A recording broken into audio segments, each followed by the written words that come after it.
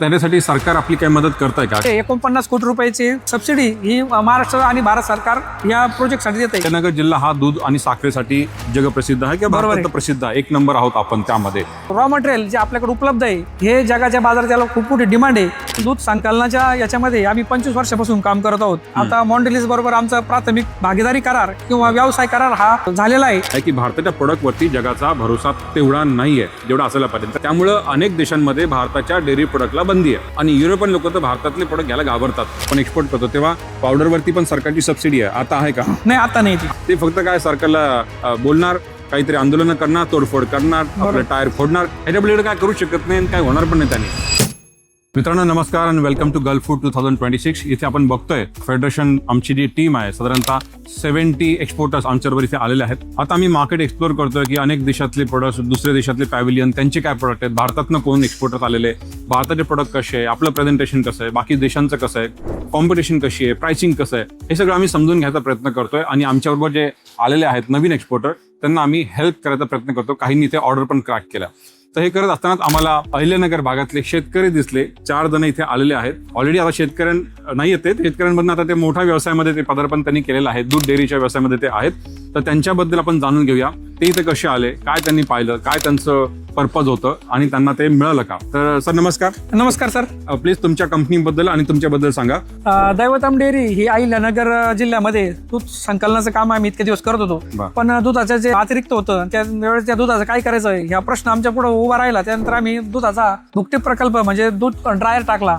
आणि हा ड्रायरच्या हे जे तयार केलेली पावडर आहे ही भारतामध्ये व भारताच्या बाहेर आपण विकू शकतो का, ही संकल्पना समोर घेऊन आम्ही गल्फ फूडला भेट दिली. या ठिकाणी आम्ही बरेच जे बिस्किट बनवणाऱ्या कंपन्या आहेत, ज्या कॉफी बनवणाऱ्या कंपन्या आहेत, ज्या बेकरीच्या रिलेटेड कंपन्या आहेत, ज्या आईस्क्रीम बनवणाऱ्या कंपन्या आहेत, या लोकांना भेटलो. रॉ मटेरियल जे आपल्याकडे उपलब्ध आहे हे जगाच्या बाजारात त्याला खूप मोठी डिमांड आहे. या ठिकाणी आम्हाला आल्यावर कळलं. त्याच्यानंतर जे आपल्याकडे प्रोडक्ट नाही आहेत, सपोज आपल्याकडे ट्रेडिशनल प्रोडक्ट आहेत, दही, ताक, श्रीखंड, आम्रखंड, हे जगामध्ये नाही आहेत. जगामध्ये चीज, केसिन, प्रोटीन पावडर, WPC80, त्याच्यानंतर जे डिहायड्रेटेड घी आपण ज्याला म्हणतो ते MF, ह्या जे अनट्रेडिशनल मार्केट हे जगामध्ये या ठिकाणी आल्यावर कळलं. जे आपले ट्रेडिशनल प्रोडक्ट आहे हे घेऊन आपण जगाच्या बाजारात जाऊ शकत नाही. पण हे अनट्रेडिशनल मार्केट जे जगामध्ये विकतं ते जर आपण जगापुढे घेऊन गेलो त्याचा निश्चितच आपल्याला फायदा होईल. या माध्यमातून आम्ही बऱ्याच चॉकलेट कंपन्यांना या ठिकाणी भेट दिली, बऱ्याच बिस्किटच्या कंपन्यांना भेट दिली. त्यांच्याकडून आम्हाला त्यांचे बिझनेस कार्ड्स आम्हाला दिले, आमचे बिझनेस कार्ड त्यांना दिले, त्यांची ईमेल ID रजिस्टर केली. यातून आम्हाला जगाची जी टेस्ट आहे, जग कोणत्या दिशेला चाललंय आणि आपण भारत म्हणून आपण कोणत्या दिशेला जायला पाहिजे हे या ठिकाणी आल्यावर कळलं आम्हाला. तर खूप खूप अभिनंदन तुमचं. तुमच्या ह्या इंट्रोडक्शन वरूनच कळतं की तुम्ही किती अभ्यास केला आहे इंडस्ट्रीचा आणि तुमचं यश काय फार दूर नाही असं आम्हाला दिसतं. डेफिनेटली तुम्ही ज्या प्रोडक्ट बद्दल इथं बोललात, तुम्ही चॉकलेट फॅक्टरीज बद्दल बोललात किंवा बाकी प्रोडक्टच्या मार्केट बद्दल बोललात, तर डेफिनेटली आमचं फेडरेशनचं पण नेटवर्क आहे. आपल्या लोकांच्या पण इथे चॉकलेटच्या बऱ्याच फॅक्टरी आहेत. डेफिनेटली मी तुम्हाला ते कनेक्ट करून देईनच. त्यापूर्वी आता जे तुम्ही दुधाबद्दल बोलता, अहिल्यानगर जिल्हा हा दूध आणि साखरेसाठी जगप्रसिद्ध आहे किंवा भारतात प्रसिद्ध आहे. एक नंबर आहोत आपण त्यामध्ये. तर अतिरिक्त दूध आहेत. मग दूध तुमचा चिलिंग प्लांट आहे बेसिकली. तर सध्या काय कॅपॅसिटीत आहे आणि तुम्ही किती कलेक्शन करताय आणि कोणाला देताय सध्या? चिलिंग प्लांट आहे आमच्याकडे 13 चिलिंग प्लांट आहेत.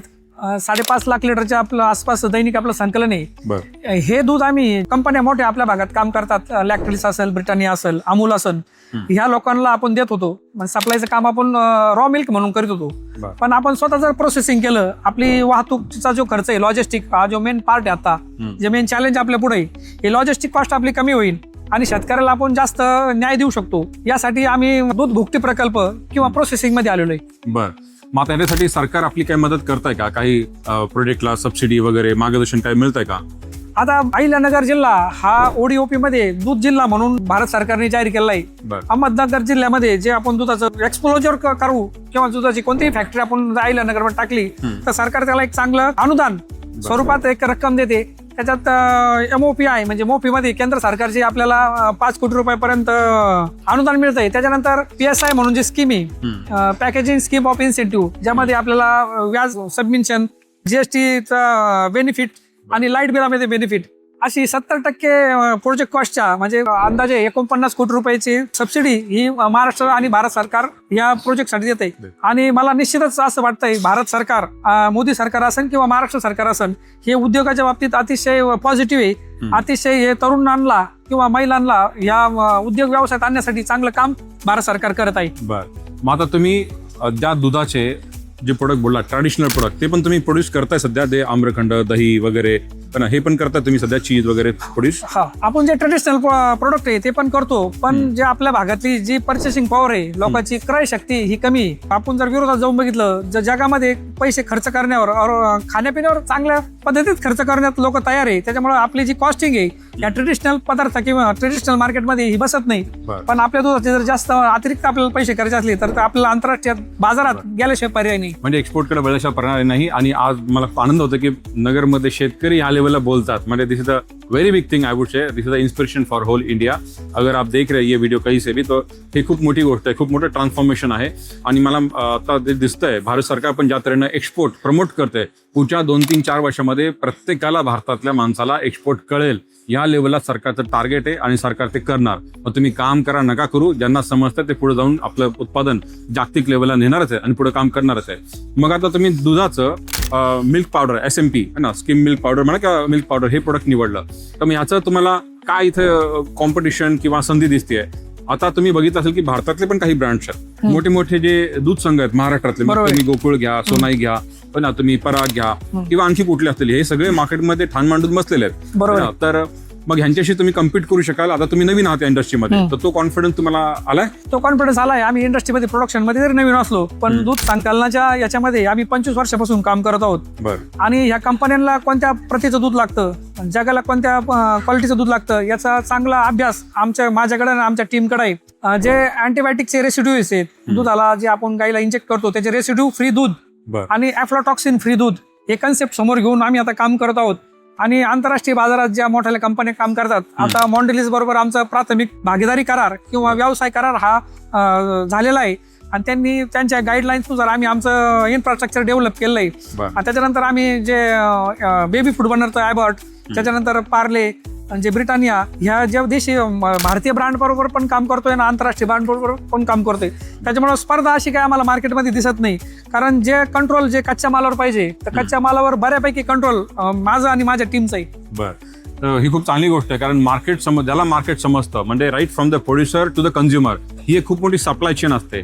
फक्त प्रोडक्ट घेऊन दुकान उघडलं म्हणजे चालेल बिझनेस, असं अजिबात नाहीये. आणि एक्सपोर्ट बद्दल लोकांना तसं वाटतं की खूप सोपं आहे आणि खूप मोठा बिझनेस आणि खूप डॉलर, असं अजिबात नाहीये. हे खूप स्ट्रगल आहे इंटरनॅशनल मार्केट समजणं. म्हणजे यांचं जसं म्हणतात की प्रोडक्शन पासनं अॅफ्लोटॉक्सिन किंवा त्या दुधाच्या प्रत काय क्वालिटी काय तिथपासनं प्रोडक्शन वरती पण कंट्रोल, आणि आज मार्केटमध्ये उभे आहेत, मार्केटचं कॉम्पिटिशन पण समजतंय आणि प्राइसिंग पण समजतं. तर ही सगळी सप्लाय चेन जर समजत असेल तर एक्सपोर्टर फक्त एक मधली कडी आहे. तर तुम्ही एक्सपोर्ट आणि निगोशिएट लोकांशी करू शकाल आणि आपलं प्रोडक्ट व्यवस्थितरित्या विकू शकाल. अदरवाईज लोकांना जर यश मिळालं नाही तर ते लगेच ते काम सोडून देतात आणि मग एक्सपोर्ट नाही होत नाही असं नाही, आणि मग दुसरे व्यवसाय शोधतात. तर तसं होणार नाही.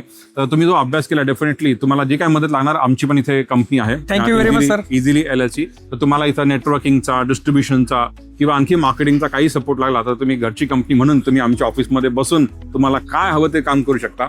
इथे तुम्हाला मोठे मोठे ट्रेडर्स, अल्ट्रास किंवा बाकी मार्केटमध्ये दिसतीलच, तुम्ही ते मार्केट पण व्हिजिट करा. तिथे तुम्हाला SMP मिल्क पावडरचे ट्रेडर्स दिसतील, तिथे शॉप्स आहेत. आता इथे काही एक्झिबिटर्स तुम्हाला दिसतील, पण यांचे ऑफिसेस तिथे असतात अल्ट्रास मार्केटमध्ये. तिथे पण तुम्ही एक चक्कर मारा. तिथे तुम्हाला वेगवेगळ्या ब्रँडचे बॅगाच दिसतील दुकानाच्या बाहेर. तिथे जाऊन पण तुम्ही चौकशी करा, त्यांचे स्पेसिफिकेशन मॅच करा.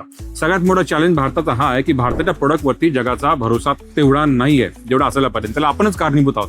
सरांनी जे सांगितलं की आपण जे इंजेक्शन मारतो ते सगळे प्रोहिबिटेड आहेत, म्हणजे बाहेर बंदी आहे. त्यामुळं अनेक देशांमध्ये भारताच्या डेअरी प्रोडक्टला बंदी आहे.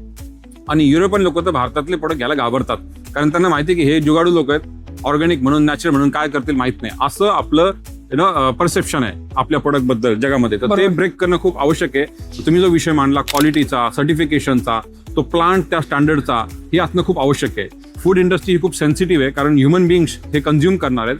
त्यामुळे जो कोणी इम्पोर्टर आहे, कोणी बायर आहे, तो सगळ्यात पहिले तुम्हाला विचारणार आहे की सर तुमचा प्लांट कुठं आहे, कुठली टेक्नॉलॉजी तुम्ही वापरता, तुमचे सर्टिफिकेशन्स काय काय, तुमचं हायजीन काय काय, क्वालिटी कंट्रोल तुम्ही कसं करता. मग तो प्रोडक्ट बघेल, तो प्लांट व्हिजिट पण करेल, आणि हे सगळं झाल्यावरती तो प्राइसवर येणार. बरोबर आहे ना. आपलं जनरली दुकान उलट सुरू होतं, सर तुम्ही ऍडव्हान्स देणार का, तुम्ही प्राइस किती, तिथूनच आपली सुरुवात आहे, तिथंच आपला विषय संपतो. पण जर तुम्ही ह्या वेनं जे चाललाय तर अतिशय योग्य. आय वुड से की तुम्हाला मार्केट खूप चांगल्या तऱ्हेने समजलंय, आणि तुम्ही जर ह्याच्यावरती काम केलं तर नक्कीच मार्केटमध्ये खूप चांगली डिमांड दिसते.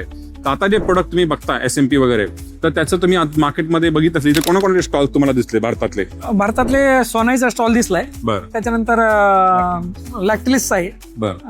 गोविंद डेअरीचा स्टॉल आहे. त्याच्यानंतर नेचर डिलाइट. नेचर डिलाइटचा आहे. हम्म. आनंदा डेअरी दिल्लीचे आहे ते. बर. अमूल.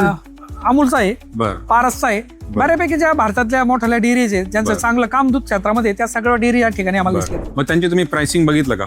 त्यांच्या प्राइसिंगचा वगैरे आम्ही अभ्यास केला आणि त्यांच्या प्राइसिंग पेक्षा आमची प्राइसिंग ही निश्चितच कमी आहे. कारण आमचा ओव्हरहेड कॉस्ट ही त्यांच्या कम्पेअर कमी आहे. रॉ मटेरियलला त्यांना जी कॉस्ट बेअर करावी लागती आणि लॉजिस्टिकला जी त्यांना जी कॉस्ट बेअर करावी लागते त्यांची त्या तुलनेत आमची कॉस्ट ही निश्चितच कमी आहे. त्याच्यामुळे कॉस्ट कटिंग आणि मार्केटला आपण एक चांगला प्रोडक्ट देऊ शकतो या भरोशावर आम्ही या ठिकाणी आलो. साधारणतः तुमच्या प्रोडक्टचं काय पॅकेजिंग आणि काय कॉस्ट असेल साधारणतः डॉलर्स मध्ये तुम्ही कॅल्क्युलेट केलं काही थोडंफार? डॉलर्स मध्ये नाही केलं पण रुपीज मध्ये केलंय. रुपीज मध्ये आपला 320 रुपयाच्या आसपास आमची कॉस्टिंग आहे आज पावडरची पर केजी. पर केजी एक्स फॅक्टरी म्हणता तुम्ही. हा, 320 रुपये पर केजी एक्स फॅक्टरी.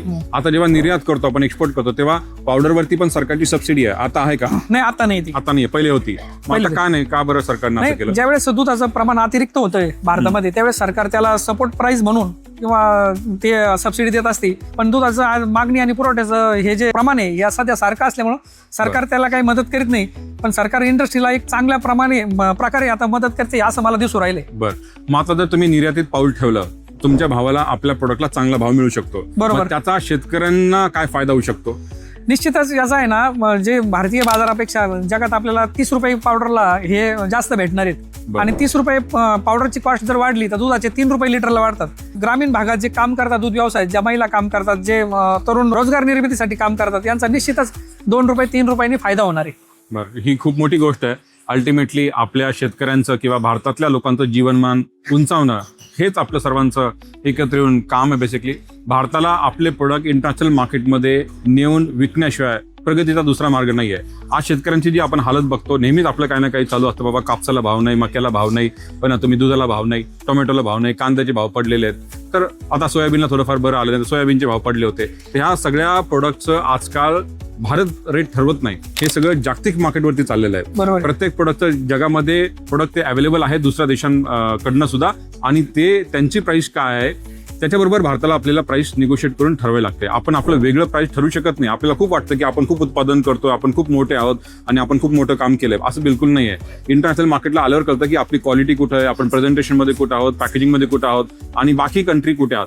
आता इथे भारताबरोबर तुम्ही भारताच्या प्रोडक्ट बद्दल बघितलं म्हणजे आणखी मोठे डेअरी उत्पादक देश आहे. मग ते डेन्मार्क असेल, नेदरलँड असेल, ऑस्ट्रेलिया असेल किंवा न्यूझीलंड असेल, हे खूप प्रयत्न करतायत भारतीय मार्केट एंटर करण्याचा. तर ते पण तुम्हाला इथे दिसले का या गल्फ फूडमध्ये? गल्फ फूडमध्ये ज्या देशातल्या सगळ्या ज्या कंट्री आहेत दूध प्रोडक्शन करणारे, या सर्व कंट्री या ठिकाणी दिसल्यात. आणि कॉम्पिटेटिव्ह त्यांचे जी प्रोडक्शन कॉस्ट आहे आणि त्यांच्याकडे जे गव्हर्नमेंटचा सपोर्ट आहे आणि अनफॉर्च्युनेट त्यांच्याकडे जे क्लायमेट आहे हे आपल्यापेक्षा निश्चितच चांगलं आहे. थंड हवामान असल्यामुळं त्या ठिकाणी दुधाची जी टिकवण क्षमता आहे ही आपल्यापेक्षा निश्चित जास्त आहे. त्याच्यानंतर जे ऑटोमेशन या फॉरेन कंट्रीमध्ये, गाईमध्ये, गोठ्यामध्ये, त्याच्यामध्ये त्यामुळे त्यांची प्रोडक्शन कॉस्ट ही आपल्यापेक्षा निश्चित कमी आहे. कम्पेअर आपण जर करायला गेलो तर आपल्याकडे प्रोडक्शन कॉस्ट ही जास्त आहे. त्याच्यानंतर पर कॅटल यील्ड हे आपल्याकडे कमी आहे कम्पेअर टू अदर कंट्री. त्याच्यानंतर आपली जी प्रोडक्शन कॉस्ट आहे त्याच्यामुळं, आणि आपल्याकडे जे गाईला देव मानलं जातं, म्हाताऱ्या किंवा वयस्कर गायी आपल्याकडे सांभाळल्या जातात, त्या अनप्रोडक्टिव्ह गायी आहेत. अनप्रोडक्टिव्ह ॲनिमल्स आपल्याकडे मोठ्या प्रमाणात सांभाळले जातात. त्याच्यामुळे आपली प्रोडक्शन कॉस्ट ही पर ॲनिमल कमी आहे आणि आपण याच्यात मॅन पॉवर आपल्याकडे स्वस्त आहे ॲज टू कम्पेअर. पण ऑटोमेशन नसल्यामुळं आपल्याला ते प्रूव्ह करता येणार किंवा त्यातून आपल्याला प्रॉफिट होईना. बरोबर. याच्यासाठी आम्ही जे महिला सशक्तीकरणाचं एक धोरण दैवतम डेअरीच्या माध्यमातून आणलेलं आहे का ज्या मॅन पॉवर उपलब्ध आहे पण त्यांच्याकडे फायनान्स नाही, त्याला आपण ह्या ज्या नॅशनलाइज बँकेस, युनियन बँक असतील, स्टेट बँक असतील, यांच्या माध्यमातून कर्ज दिलंय आणि त्यांना ॲनिमल्स घेण्यासाठी आपण प्रवृत्त केलंय. त्याच्यामध्ये आणि जे टेक्नॉलॉजी जगात आहे ते टेक्नॉलॉजी ट्रान्सफर करण्यासाठी आमची जी टीम आहे का तुमच्या दुधाची प्रोडक्शन कॉस्ट कशी कमी करायची, मुक्त गोठे, गाईला कम्फर्ट कसा पाहिजे, याच्यातून वुमन इम्पॉर्टमेंट कशी झाली पाहिजे, त्याच्यानंतर जे आपण नैसर्गिक समतोल याच्यातून कसा साधला पाहिजे, पण सोलर करू शकतो. त्याच्यानंतर दूध वाहण्यासाठी आम्ही इलेक्ट्रिक व्हेकल्स घेतल्यात. त्याच्यानंतर ज्या शेतकऱ्याकडे ज्या गाईपासून शेण येतं त्या शेणापासून आपण बायोगॅस शेतकऱ्यांना एकदम कमी दरात दिलेत. म्हणजे सगळ्या प्रकारे आपण ह्या दूध व्यवसायात आता एंटर करतो. बरोबर. तर ही खूप मोठी गोष्ट आहे. जसं सरांनी सगळ्यात मेन मुद्दा मांडला की भारतामध्ये फक्त प्रोडक्शन अतिरिक्त आहे. कारण भारत हा कृषीप्रधान देश आहे. प्रत्येक गावात शेतकरी आणि आपण सगळे प्रोड्यूस करतोय, फक्त प्रोड्यूसच करतोय. त्याचं पुढे मार्केट काय हे काय आपल्याला माहित नाही. त्यामुळे आपल्याकडे प्रोडक्शन अतिरिक्त आहे पण ते वर्ल्ड क्लास क्वालिटीचं नाहीये. आणि आपल्याकडे त्याच्यामुळे त्याला डिमांड नाहीये, त्याला भाव नाहीये, हा आपला प्रश्न आहे. दुसरा सरांनी जे बोलले की प्रोडक्टिव्हिटी आपली खूप पुअर आहे, प्रोडक्शन जास्त आहे आणि प्रोडक्टिव्हिटी कमी आहे. म्हणजे आपण जर 1000 लिटर दूध उत्पादन करायला जेवढा आपल्याला खर्च येतो त्यापेक्षा खूप कमी खर्च ह्या बाकी कंट्रीला येतोय. त्यामुळे इंटरनॅशनल मार्केटला आपण आपले प्रोडक्ट विकू शकत नाही आणि याचं एकच सोल्युशन आहे टेक्नॉलॉजी आणि तसे बिझनेस मॉडेल्स आपल्याला तयार करावे लागतील. तर ज्या लोकांना आता ते इथे इंटरनॅशनल मार्केटमध्ये आलेत म्हणजे त्यांना इंटरनॅशनल मार्केट समजलंय, तर आता हे नॉलेज जे आहे हे आपल्या शेतकऱ्यांपर्यंत ग्राउंड पर्यंत गेलं तरच काहीतरी परिवर्तन होण्याची शक्यता आहे. आणि म्हणूनच आम्ही हा व्हिडिओ करतोय की बाबा की यांचं जे अनुभव आहे, जे नॉलेज आहे हे लोकांपर्यंत जावं, त्यांना पण या गोष्टी समजाव्या. अनेक महासंघ जे म्हणतो आपण ग्रेपवाले असतील, पॉमोग्रेनेटवाले असतील, कांद्याचे महासंघ आहे किंवा सीताफळवाले आहेत, पेरूवाले आहेत, त्यानंतर कापूसवाले आहेत, सगळ्यांचे संघ आहेत आपल्याकडे ना, म्हणजे मोठे मोठे फेडरेशन्स आहेत. आणि हे सगळ्यांना प्रश्न पडला की आता प्रोडक्ट करायचं का. ते फक्त काय सरकारला बोलणार, काहीतरी आंदोलन करणार, तोडफोड करणार, आपलं टायर फोडणार, ह्याच्यापलीकडे काय करू शकत नाही आणि काय होणार पण नाही. त्याने हे केलं तर बरंच काही परिवर्तन होऊ शकतं. तर खूप खूप शुभेच्छा तुम्हाला. Thank you very much sir. चांगलं तुम्ही काम करताय. जो काय तुम्हाला सपोर्ट लागेल तो मी आणि माझी टीम नक्कीच तुमच्या बरोबर असेल. आणि मला खूप आनंद होईल की तुमचं प्रोडक्ट तुम्ही या मार्केटमध्ये लॉन्च केलं. तर आय विल ऑल्सो सजेस्ट की तुम्ही इंटरनॅशनल मार्केटमध्ये जाताना एक इंटरनॅशनल नाव घेऊन जावं की जे इंटरनॅशनल मार्केटला समजू शकतं. त्यानंतर मिल्क पावडर एक प्रोडक्ट आहे, पण याबरोबर जर डेअरी मधले आणखी काही प्रोडक्ट तुम्हाला आणता आलं, जसं की फ्लेवर्ड मिल्क आहे, हे पण आम्हाला दिसतं की इथे चांगलं त्याचं डिमांड आहे. त्यानंतर आम्ही सध्या बघतो की बटर हे किंवा घी हे पण प्रोडक्ट आहेत. तुम्ही किंवा तुमच्या ग्रुपमध्ये कोणीतरी मॅन्युफॅक्चरिंग करून चांगला ब्रँड करून जर मार्केटमध्ये चांगल्या प्राइसला आणलं आणि जर क्वालिटी चांगली असेल तर डेफिनेटली त्याला मार्केटमध्ये डिमांड आहे. मी तुम्हाला हे सांगू शकतो. Thank you sir. धन्यवाद सर. थँक्यू. शुभेच्छा आमच्या थँक्यू. तुम्हाला.